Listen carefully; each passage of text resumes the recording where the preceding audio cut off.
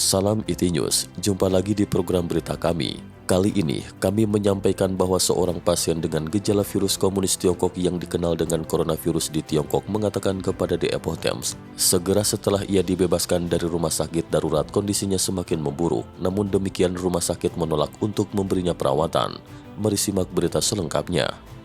Sejak tanggal 10 Maret 2020 saat Xi Jinping mengunjungi pusat wabah di kota Wuhan, pemerintah setempat mengklaim bahwa lebih sedikit pasien yang sakit maka rumah sakit darurat tidak dibutuhkan lagi.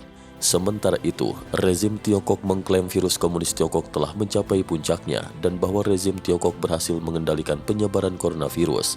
Tetapi Nyonya Fu mengatakan dirinya, keluarganya, dan pasien lain seperti dirinya masih menderita coronavirus. Berita selanjutnya, tanpa perawatan. Fu berusia 60-an dan tinggal bersama keluarganya di distrik Hanyang di pusat kota Wuhan. Ia menunjukkan gejala coronavirus yang ringan, tetapi hasil uji diagnostiknya kembali negatif maka ia ditempatkan di pusat karantina pada awal bulan Februari 2020. Saat kondisinya memburuk, Fu dipindahkan ke rumah sakit darurat di pusat pameran internasional Wuhan di distrik Hanyang pada tanggal 11 Februari. Ia mengatakan bahwa lebih dari 900 pasien dikurung di ruang pusat pameran tersebut. Tempat tidur diatur bersebelah satu sama lain tanpa penghalang. 22 tempat tidur dihitung sebagai satu unit. Satu dokter merawat 8 unit, yang berarti 176 pasien. Kenang Fu. Dokter hanya memeriksa suhu tubuh kami. Saat kami merasa tidak nyaman, kami mendapatkan obat dari stasiun perawat. Tetapi perawat tidak memberi kami perawatan apapun. Tambah Fu. Fu dikeluarkan dari rumah sakit darurat pada tanggal 28 Februari. Ia dikirim ke pusat karantina di rumah sakit lain yang asalnya adalah sebuah hotel untuk observasi medis. Fu harus berbagi kamar dengan sesama pasien yang berusia 30 tahun. Setelah pindah ke pusat karantina tersebut, Fu merasa semakin buruk. Saya sesak napas. Untuk mengucapkan satu kalimat saya harus mengambil napas setidaknya 1 kali di pertengahan kalimat, kata Fu. Pada tanggal 10 Maret, seorang dokter mengirim Fu ke rumah sakit Puro Wuhan yang ditunjuk sebagai rumah sakit untuk mengobati penyakitnya yang disebabkan oleh jenis coronavirus baru. Fu harus membayar biaya untuk CT scan dan uji darah. Laporan diagnosis rumah sakit menyatakan bahwa Fu memiliki selapis tipis yang tampak kabur di kedua paru-parunya yang mungkin adalah lesi yang terinfeksi. Pada saat yang sama, pembuluh darah, hati, dan kantong empedu Fu juga rusak. Banyak pasien corona menunjukkan keburaman di paru-parunya. Meskipun gejala klinis Fu cocok dengan pasien namun rumah sakit menolak merawatnya, mengatakan bahwa uji diagnostiknya kembali negatif. Rumah sakit nomor 9 Wuhan adalah rumah sakit khusus yang menerima pasien pusat karantina tempat Fu dirawat. Tetapi rumah sakit nomor 9 Wuhan juga menolak merawat Fu. Berita selanjutnya, pasien yang dipulangkan. Fu mengatakan ia bukanlah satu-satunya pasien yang belum pulih yang dibebaskan. Setelah Wuhan mengumumkan bahwa semua rumah sakit darurat akan ditutup, pusat pameran internasional Wuhan mengirim bus untuk mengangkut pasien-pasien ke pusat karantina. Pasien dalam kondisi parah dipindahkan ke rumah sakit. Pasien yang dianggap sehat dipulangkan ke rumah.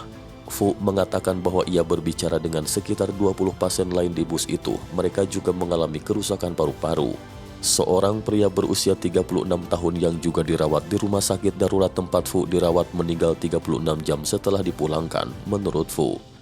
Suami Fu juga terinfeksi coronavirus setelah putra Fu memposting di media sosial untuk meminta bantuan supaya ayahnya dirawat di rumah sakit. Akhirnya ayahnya dirawat di rumah sakit rakyat Xinzhou yang terletak di pinggiran kota di luar Wuhan. Suami saya lebih parah daripada saya, apa yang harus saya lakukan? Tangis Fu. The Epoch Times berbicara dengan putra Fu pada bulan Februari. Putra Fu mengatakan bahwa ayah sebenarnya sudah meninggal pada tanggal 8 Februari, tetapi keluarga tidak ingin Fu tahu akan hal itu. Kemudian cucu Fu yang berusia 17 tahun juga terinfeksi coronavirus dan kini sedang dirawat di rumah sakit Kangtai Wuhan. Di media sosial ada bukti warga Wuhan menghadapi situasi serupa yang dialami Fu.